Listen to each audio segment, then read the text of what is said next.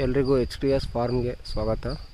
ನೋಡಿ, ನಮ್ಮ ತೆಂಗಿನ ತೋಟದಲ್ಲಿ ರೆಡ್ ಪಾಮ್ ವಿವೆಲ್ಸು ಮತ್ತು ರೈನೋಸರಸ್ ಬೀಟಲ್ಸ್ ಎರಡೂ ಇದ್ದಾವೆ.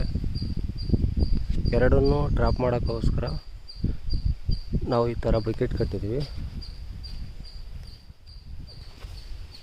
ನೋಡಿ, ನಾನು ಈ ಬಕೆಟ್ ಇಟ್ಟು ಒಂದು 3-4 ದಿವಸದೊಳಗೆ ಈ ಬಕೆಟಲ್ಲಿ ಒಂದು 3 RPW ಲೂರಾ ರೆಡ್ ಪಾಮ್ ವಿವೆಲ್ಸ್ ಇದು 3 ಬಿದ್ದಿದೆ. ಇಲ್ಲಿ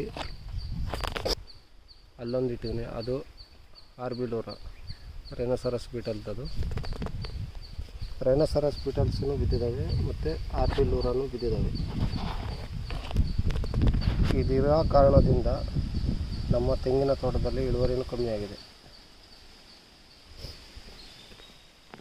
ಆದಷ್ಟು ಎಲ್ಲ ರೈತರು ಈ ಥರ ಆಗಿರೋ ಗಿಡನ ಕಂಡ್ಕೊಂಡು ಈ RP ಲೂರಾ ಮತ್ತು RB ಲೂರಾ ಎರಡು ಬಕೆಟನ್ನು ತರಿಸ್ಕೊಂಡು ಈ ಥರ ಪ್ಲೇಸ್ ಮಾಡ್ಕೊಂಡ್ರೆ ಇಳುವರಿನೇ ಹೆಚ್ಚು ಮಾಡ್ಕೋಬೋದು ಅಂತಂದು ಹೇಳ್ತಾ ವಿಡಿಯೋ ಮುಗಿಸ್ತಿದ್ದೀನಿ. ಎಲ್ರಿಗೂ ಧನ್ಯವಾದಗಳು.